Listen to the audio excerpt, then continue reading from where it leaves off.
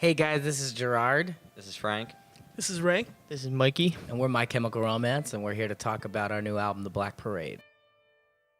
The end was basically this song where I think when we butted that up against Dead, I think we realized we were making a really theatrical record that was also going to be very big. We wanted something, I think, we wanted the end to feel a little bit like the beginning of The Wall. There's a song called In the Flesh, ? Because it reprises later in the record. But we wanted it to feel very much like that kind of beginning, like that you were about to get taken on a journey. And I think that's why that that song is so big. And it tells a story right away. I think it just kind of pulls you in to this story. So. Yeah, that's like you said, that song definitely set the tone of the record. Of the entire record. We had written it in New York at SIR Studios, and as soon as all the drums and all the guitars kicked in really loud from that first acoustic guitar that starts, like we knew that we were onto something big. I'll serve it in drag. You've got front row seats to the penitence bar. When I grow up, I want to be living.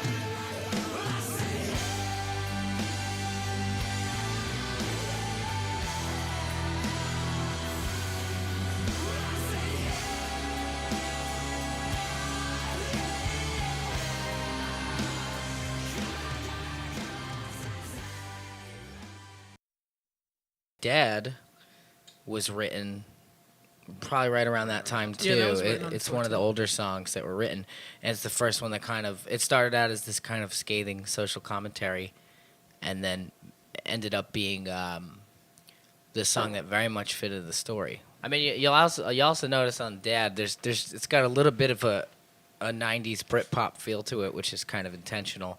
It was inspired by Mr. Blue Sky. Mr. Blue Sky by Electric Light Orchestra, but there's definitely some moments of Blur in there and Pulp a little bit. It's definitely got kind of a Britpop vibe, which, something that I've wanted in some form to appear in the music at one point in our career. So it's cool to have that in there. And, it fits really great after the end because it launches you right into this story. It definitely has that Britpop like bouncy feel. Yeah, the bounce, the meter of the song.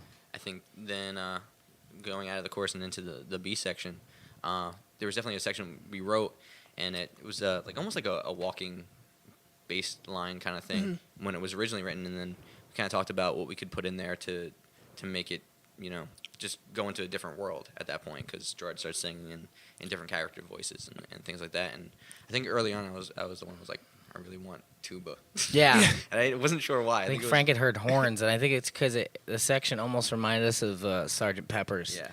And we wanted to take it there right away on the record. We wanted to take it into this kind of Sgt. Pepper's realm because, there was really three major influences for the record, and aside from our lives and using metaphors to describe them, it was Sgt. Pepper's, Pink Floyd's The Wall, and Queen's Night at the Opera. Those are the three main records that inspired this album directly, and so it was good to have a nice little injection of Sgt. Pepper's right away. I pictured this kind of hospital in Dead, and I pictured this doctor talking to this patient in this doctor voice, and I think that comes across in that. And so there's all these like ironic horns and these slams on the piano that are happening when they're talking about a problem with this guy's heart, and so. What I love most about Dead is that huge ending, because it's like a tribute to all the bands that we all love, like the Beatles, Oasis, Blur. Like, it's just this great, it kind of like refrains the song, and it's like, I don't know, it's just a moving part. It's a really celebratory ending. It's kind of this la la la Yeah. sing along, and the melody just all, I guess, kind of struck us when Gerard came up with it. Yeah, it was. I mean, it was great when we first played it in the studio. Like, that was one of the most fun sections because it was like really kind of like the first time where me, Gerard, and Frank actually sang together, and it just sounded so huge. All of us Pretty singing tight. the laws together, and Yeah. it was just really fun. It was just like this huge gang vocal to finish off the song, and it's just a great way to finish it.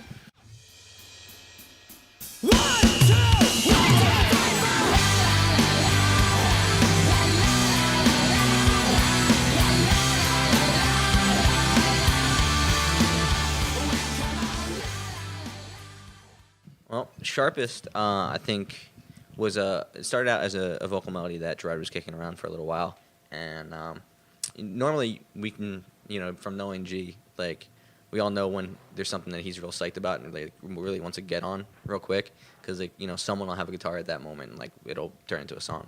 But it was one of those melodies that was like, let's work on it a little bit, and then we kind of just went on to other things. And then the more we got into recording, we were actually tracking at that point. G and Toro went in the other room, and I think he kind of just something about that melody keep coming back, and he was like, let's just try this. Yeah, it was one of those things that melody was like, it was almost kind of this one. I think me and Ray had test driven it a little bit at the Paramore, but I don't think everybody was that psyched on it. And then I was like saying to myself, you know what, I just don't think it's finished yet. And I still believed in the verse, but that's all it was really there. It didn't have a powerful chorus or anything. So, but then I just, something about it, it was relentlessly in my head. So I remember one night, Ray had loaned me his guitar, and I just sat down. It was one of the biggest moments of inspiration for me during the record. It was one of those cases where I just sat down with a guitar and a bunch of sheets of paper and literally try to write this whole song, where I'm start to finish with bridges and everything in it. And it was pretty crazy. The lyrics came immediately, and they were very inspired. And so I would just play it on an acoustic guitar and sing it. And actually, that version to me has a lot of charm to it too. Like, it sounds almost like a New Order song when you play it on acoustic guitar and just sing it. It has a lot of charm to it. But so then the objective was then to take that song that was almost just acoustic and then just throw everything on it, electronics, everything, and then strip away the elements to the point where it felt like it was a rock band again. So it did start with a lot more electronics than real instruments. It was like a really intense tracking session because it lasted 3 days, and Rob Cavallo got crazed about the song, and we were all just working really feverishly for 3 days and didn't stop once that song came about. Yeah. So I just remember that night we were watching TV or something, yeah. and he points in the air, goes in the other room with the guitar, and comes out with the chorus. And I was just like, Time for the show, you're the one that I need, I'm the one that you loathe. You can watch me corrode like a beast in repose, cause I love all the poison away with the boys in the band. I've really been on a bender and it shows. So why don't you blow me?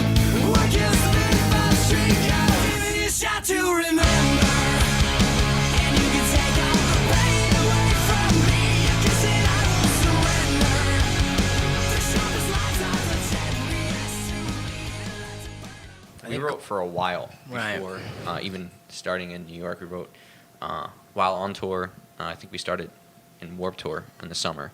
We put a little mini makeshift studio in the back of our bus, and we wrote constantly trying to get into the mindset of writing before we actually took some time to sit down and do the record. But I think the oldest song on this record is actually the first single, "Welcome to the Black Parade," because it went through so many different forms before it even got to that point. We actually wrote, I guess, the idea for it before the first record ever came out. And then it didn't get finished for the first record, and we kind of abandoned it. And then before we wrote Three Cheers, we brought it back, trying to see if it would work, and we just had so many other things that we wanted to work on that it didn't get finished. And then when this record finally, we sat down to write this record, we're like, oh, well, remember that song? And it started out really slow, and then we sped it up, and then we recorded it, and we were happy with it, and then we listened to it, and we were like, this could be better. So then, but the whole process, I guess, took 3 years for that song. This song is like a real true testament to the band, how it's grown. It's a very prime example of the risks we took on the record. It encapsulates really the themes of the record, a lot of what we're trying to say, which is to be very direct to our audience and any audience we might get, is to say, the last record was about aggression and maybe violence and dealing with things in an angst way, whereas this record, we wanted people to get over that and stop being upset and really carry on through anything bad that happened. And it's also the point in the record where this patient meets up with this Black Parade, and it takes him on this journey. And so, as far as a song, it was like the biggest, hardest song we'd ever had to create together. It has 167 tracks. Which is it's like I think a world record. It's got a marching band. It's got multiple snare sections. It has horns. This section we referred to as the orphan section which is these kind of gang vocals that come in during the bridge, which we really tried to shoot for it sounding like Little Orphan Annie. It does kind of encompass what the whole record is about. This Yeah. track for sure. So I think it's a really good way to, as a first single, I guess, to really give you a little bit of a scope as to what the rest of the record will bring. So Yeah, the weird part about this song is that when we originally started writing it, the code name for it was "The Five of Us Are Dying," Ooh, which I hated. which Right. it was Hate named, that name. it was Ray's really codenamed. superstitious. Right. Oh, Yeah. man. Yeah. Yeah. Really, yeah, I'm really superstitious, and I remember Don't this blame was the last song that we well, in its previous form we had tracked it, and we were getting on a plane to go to, I think, Europe. England, yeah. Yeah, we were going to England, Oh, and I I remember this. didn't want to get on the plane. I Yeah. was freaking out That was a bad because it conversation. just so happened that this song was the last one that we tracked. The Five of Us Are Dying, and then get on a plane and go play a show. Sure, have fun. Right. And I was just I almost didn't get on the plane.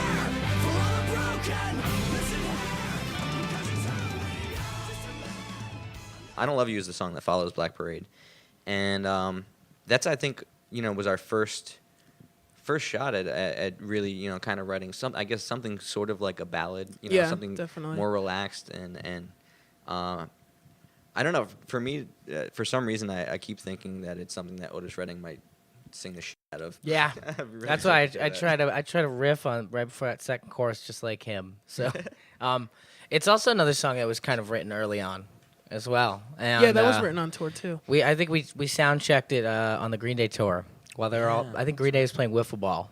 Yep, And that's we, true. we Yeah, that's sound right. checked it, and it was pretty powerful even back then. So, it's a song that's just very direct, and we saw this song as the patient looking back at his life in a moment where he made some mistakes. So that's really kind of what this one's about. Yeah. Musically, too, instrumentation wise, it's very inspired by Creedence Clearwater, Who'll Stop the Rain. There's B3 organ in it, which just kind of fills out the sound real nice. But it's kind of interesting because this song, compared to Black Parade, feels much smaller. But I think that actually works on the record because Black Parade feels so big, and you kind of need I Don't Love You is kind of very easygoing and a little breathe, has more room to breathe, and I think it's kind of nice that it follows that.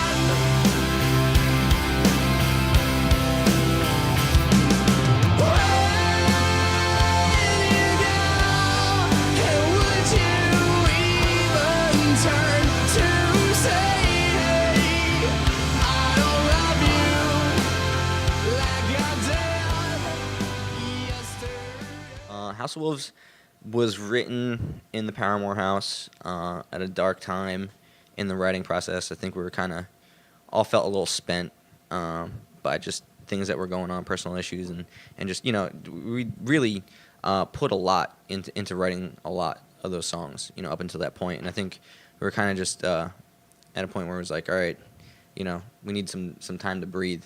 And I remember kind of just wanting to play at that point for some reason, and I picked up Rob Cavallo's really big, red, clunky I acoustic love that guitar. I love it. And I tried to write a song really hard, but for me, when I say I'm going to sit down and write a song is when nothing comes out. So I sat there and kind of just stared at the wall for about an hour, and then I just start playing stuff that I thought my dad would like. And that kind of turned into the basis of House of Wolves. Yeah. I remember him playing this thing, and I walked in, and it almost reminded me of a really early Smith song. The way he was strumming the verses were, it was kind of when the Smiths would try to do these rockabilly songs. There's one in particular. The name escapes me, but initially the chords were extremely catchy, and so, but naturally, like the vocal melody that went along with it was very Morrissey-like, and then we kind of just kept building on it from there. And we ended up with all these really great sections we'd always wanted to use in songs, like this almost like pseudo Detroit Rock City section, and then this middle section, which is just this ripping kind of, I don't even know how rhythm and blues, like with stops and like shouts, and it's just really crazy. So It's like if Motorhead and the Stray Cats were Yeah, hanging a out in little a bit. club, Yeah, that's a good- playing the jukebox, that song They were would just come hanging out. knocking each other's teeth out. Yeah. That's what this song would be. It's my Yeah. favorite. Oh, yeah, yeah, The yeah. Looney Tunes thing. Yeah. It's totally, and it's weird too because I remember when Gerard was writing the lyrics and just the music kind of lent itself to this, like the song is kind of about sin and hell. And when I remember when hearing it, I pictured like fire and kind of brimstone. I also like the way the song starts. It's kind of like a tom drum thing, something that you could hear like in a jazz club. And I imagined maybe the patient like walking into this like club where there's just like fire and brimstone. And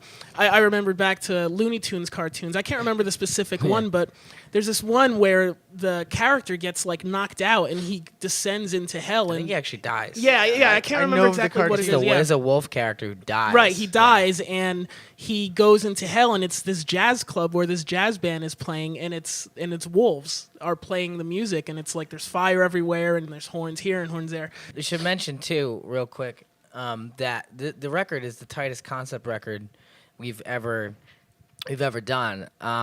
It's based off the very simple theory of when you die.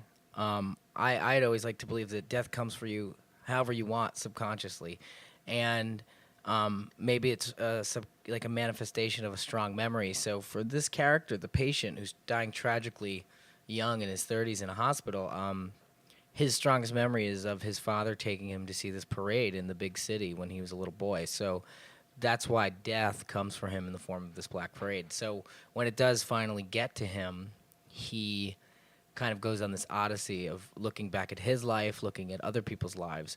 And this is the one moment on the record, House of Wolves, where I felt that he was maybe getting very afraid that he was going to hell. Like he wasn't sure where he was going, but he's pretty sure that he'd be going to hell.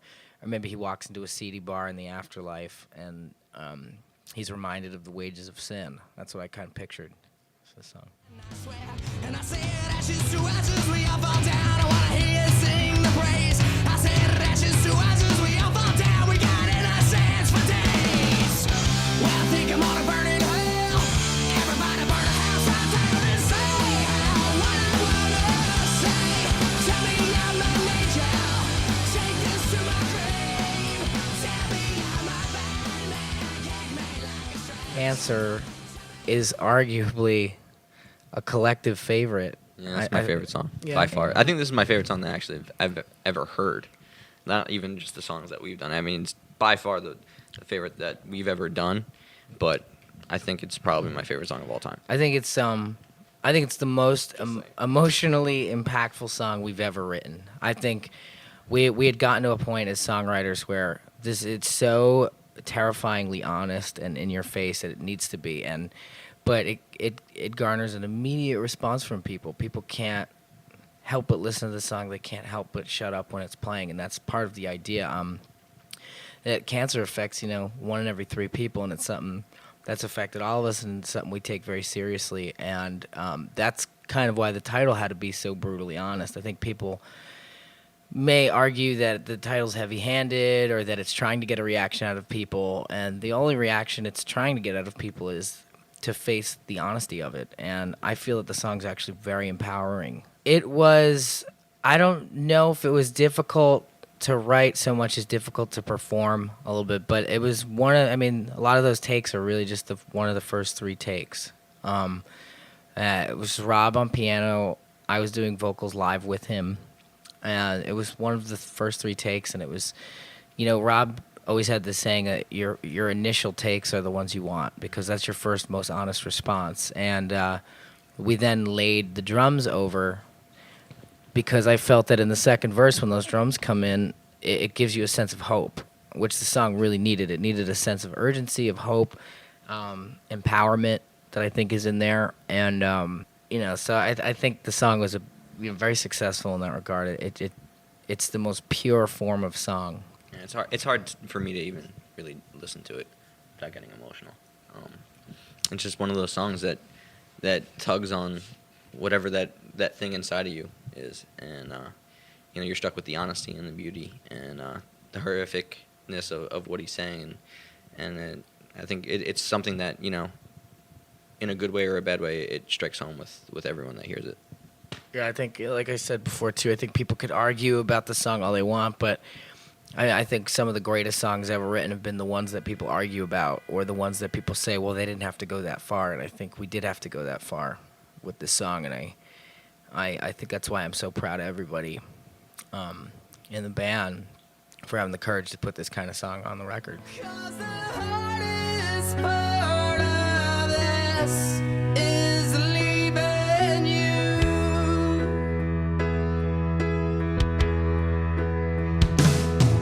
Now turn away, 'cause I'm awful just to see.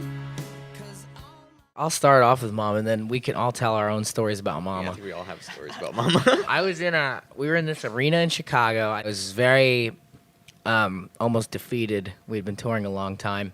And I was backstage, and I just got this phrase in my head, Mama, we all go to hell. Then I just heard this kind of bouncy, Doors-like, almost Alabama song riff in my head with it, and I was like, this would be cool. So I asked Ray to come backstage, and he'd played this kind of boom, bit, and it's exactly how I described it and what I wanted, and then it started to come together. So I think immediately we brought it to sound check, and we said, hey, guys, we got something new. Let's check it out. And then, and then everybody it just immediately was like, all right, we're on to something new. So when we finally got a chance to look at Mama again, we were in New York, and we dug her up kind of, and we said, all right, let's work on Mama. And we knew it was going to be a procedure, So we played Mama, and then we all just let the song tell us what it wanted to be. And we worked on it accordingly. And but we knew once we had almost completed that song that a new creative bar had been raised for ourselves, and that's when a lot of songs started to get cut. That's when we threw out a lot of songs that were just these simple punk songs, because they weren't going to make it anymore. And we knew Mama fit in very much with the story and this theatricality that we wanted to capture and the grandness. And it's a song that evolved. It was one of the longest songs next to Welcome to Black Parade to track, because so many layers, so many instruments, They just need to be glockenspiels. exactly right. Yeah, everything had to be perfect. Liza Minnelli, who was phenomenal, worked on the track with us and sang this one line that I really wanted, this voice that carried a lot of sorrow and strength, and carried with it a tradition. And the song needed it, because the song was kind of cabaret. The song was has this big chorale ending. It was almost Broadway, and it needed her, and it needed all the elements in the end. So I know everybody has a story about this song. It's one of those songs where you hear like the first couple of bars of it.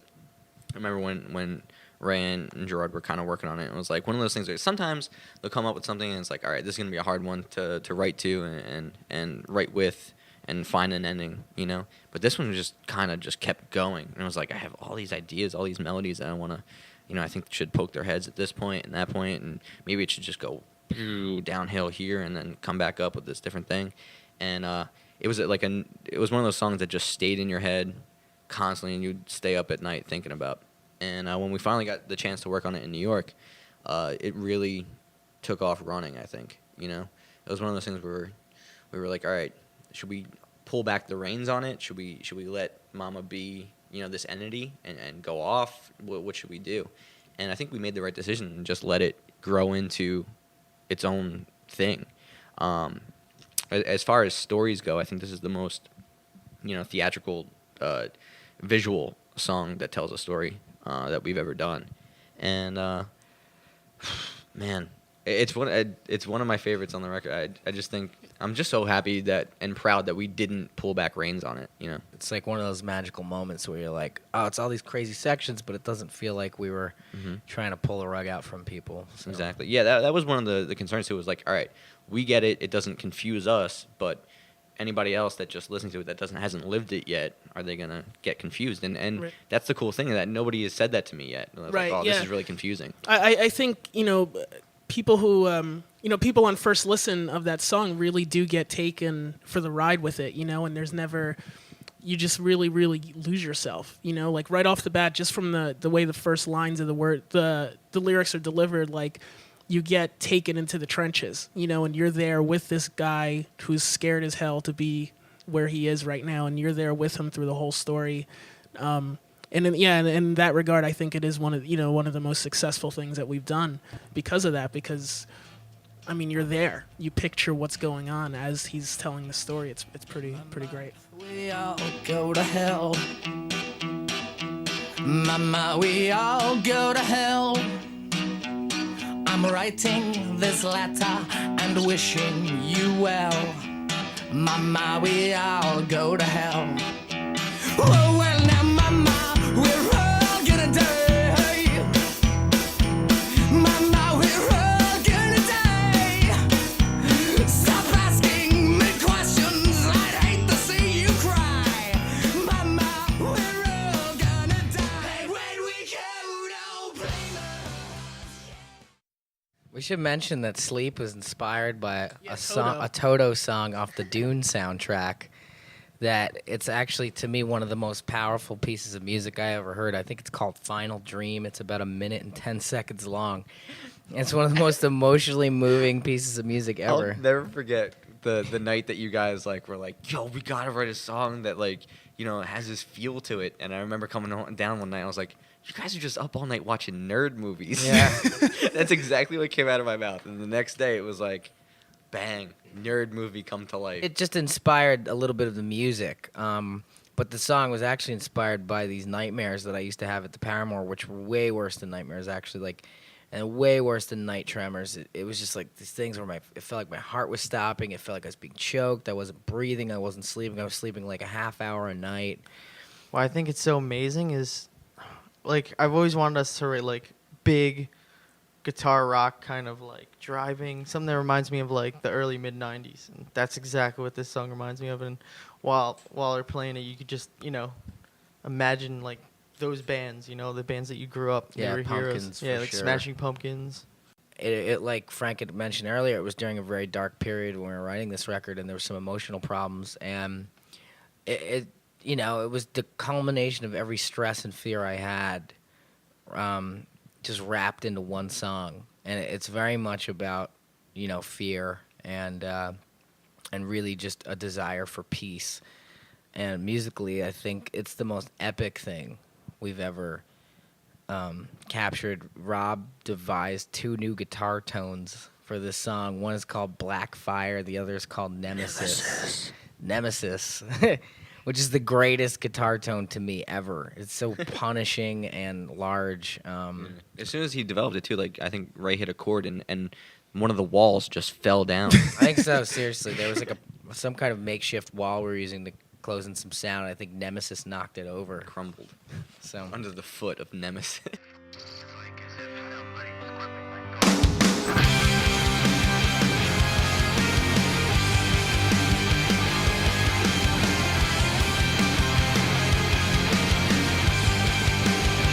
Some say now suffer all the children and walk away a savior or a madman and polluted from gutter institutions. Don't you breathe on me, undeserving of your sympathy, 'cause there ain't no way that I'm sorry for what I did. When through it all, how could you cry? Teenagers. Teenagers is it's the craziest song on the record. It's one of the craziest songs. It was the source of heated debates many a night. I was riding the train into rehearsal at SIR in New York, and I had found that I'd become very paranoid and very much out of touch with living a normal life. And every time school let out, I get very scared, and I didn't know why. And everything made me nervous. I was always on my toes because I was afraid of what kind of attention I would draw to myself because even before the band, I would always attract negative attention because I'd always wear black or something. But since being in the band, it got a lot worse. And so I always got nervous on subways, and I had to ride them every day from Queens into practice. But, one day on the train, I just wrote these lyrics and this melody in my head, and then we got to practice, and I showed it to everybody. And I think most of the people thought If not all of them. If not all of them, thought I was absolutely crazy. That's what sold me on the song. And that's initially what. So yeah, Ray was just all about it right away because of that. Like he was like, "This is." What'd you say? I think I might have actually used the word genius. Yeah, I may well- have said genius. All right, through my eyes, what happened was I walked in a little late. Through a to sane practice person's that day. eyes, this is what happened. And I hear them like kind of jamming on this like T-Rex vibe kind of thing, and I was like, oh man, this is gonna be funny. So I sat down and we just started all playing it. It was like, and I just I was laughing and playing, and it didn't change from that first day. And the song ended and it was like, all right, so what was that? Right? And they were like, oh, what do you think? And I was like, I thought you guys were joking around. Right. And then like everybody that would come in the studio after that, Gerard was like, we gotta play them teenagers, and I was like, yo, you're serious? Yeah.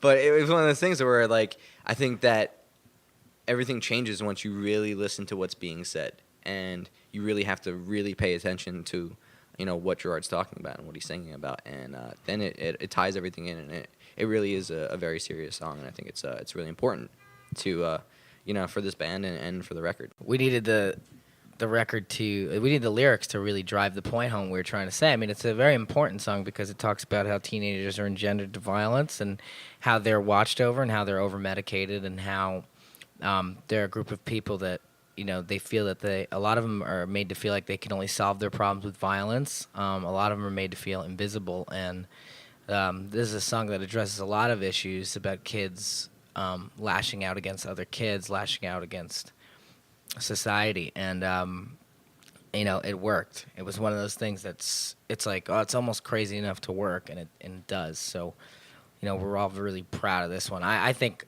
more so than almost as much as Cancer, I feel that this song really shows how much courage that everybody had involved in the project to want to say this in this type of way on the record.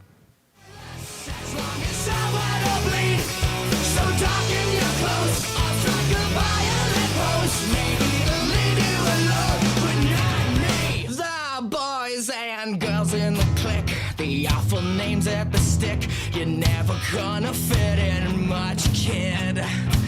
But if you're troubled and hurt, what you got under your shirt will make them pay for the things that they did. They said out, teenagers scared the living shit.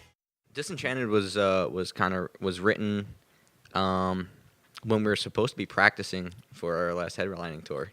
Yep. To the US, and we hadn't really written in a really long time because we were just constantly on tour and working and really busy and just didn't have the time to sit down and play together. And it was one of those itches that needed to be scratched or at least maybe shot in the face. So we kind of just all got together and we were like, all right, the songs that we're gonna play. Let's just play something else. And we started to write a song, and it became Disenchanted, but in a different form. And we kind of incorporated it into the set for the headlining tour. And I think by the end of the tour, we were kind of like, oh, this is, it's a good song, but we have other stuff we really want to write on, and we kind of just tossed it aside. And remember in the Paramore, Mikey was like, "Oh, we're gonna play Disenchanted." We were like, "Oh man, Yeah, no!" Right, and the thing, like at that point too, we probably had like 18 we or had 19 so many songs, and it was just like to us, except for Mikey, to us it was just like another song, and it didn't have anything special about it. And I remember, he would whisper while you were sleeping, "Disenchanted," get you to think about it the next day. Mikey always believed in this song, and I'm glad he did because he helped us pull together in the end. Like I remember when Gerard first came up with the initial vocal melody, we were all we were practicing for the headlining tour, and he was just freestyling on the microphone. And then the song just wrote like so It fluid. really did write itself. It's so much that we had to reevaluate it and rewrite it. It was one of those things that you got so inspired so quickly, it wrote itself a little too quickly. Too fast, yeah. And then we had to kind of be like, no, we need to make a little more structure. It needs to say a lot more than simply the chorus melody over and over again, and which is way we played it on the headlining tour, but it needed to say a lot more. So we restructured it in such a way that I think it became a way more effective song. And then the first time we heard it tracked, we were blown away. Yeah. And we were so happy that, you know, Mikey had encouraged us to keep pressing on with the song. Yeah, I listened to it like 30 times when it was done tracked. I like grabbed the headphones. Yeah, And any I, like- chance Mikey could get to I was listen like, to it. let me listen to this and share it, please. Too hard, it would sting. Yeah, yeah. If I'm so wrong, how can you listen all night long? How will it matter after I'm gone? Because you never learn a goddamn thing. It's just the same song with nothing to say about a lifelong wait for a hospital stay. Famous Last Words is it's the last track on the record, and it's my favorite track. It kind of, what I love about it so much is that it really sums up what the whole record is about. Really the message that we're trying to convey through the story is for people to, live every day like it's their last and live it to the fullest and really enjoy life. The song has, for me, the most inspiring chorus. The lyrics are, they make me want to wake up in the morning and like have a great day. That's the best way to describe this song. And that it's actually really heavy and really powerful as well. Like it's one of the it's pretty interesting because it's like a more of a moderate tempo song for us. Most of our songs are either slower tempo or like Mach speed, and this one kind of falls in the middle, and it becomes way heavier because of that. It's like I said, it's just one of my favorite tracks. It's a great listen. Yeah, it's one of the most emotionally powerful songs on the record. It's an extremely difficult subject to personally talk about. It's one of those things that's just very hard to put into words. It's almost like that kind of song where you just have to hit play for somebody, and maybe they'll understand you by the end of it. It's heavy. Every time that song comes on, it's so emotionally heavy. I just kind of like get taken aback, and I'm like, oh man, this song. And but I think it's the most powerful choruses we had ever written together, and it hits you in the stomach like a hammer. And I know it's Brian, our manager's favorite song that we've written, and it's special to everybody in the band in different ways. It's a great way to end a record. It's a nice sentiment. The best part about this album is that we got to say a lot of things to our fans that before we could only say to them in live performances in between songs. And the great thing about this record is we got to say it in a song. And this is one of those songs that says it very directly in the song. And I think it's really very much about saying, I can do this alone sometimes. I really don't, I can get through this. I just have to be strong and I'll get through this. I can I can make it. I want to live.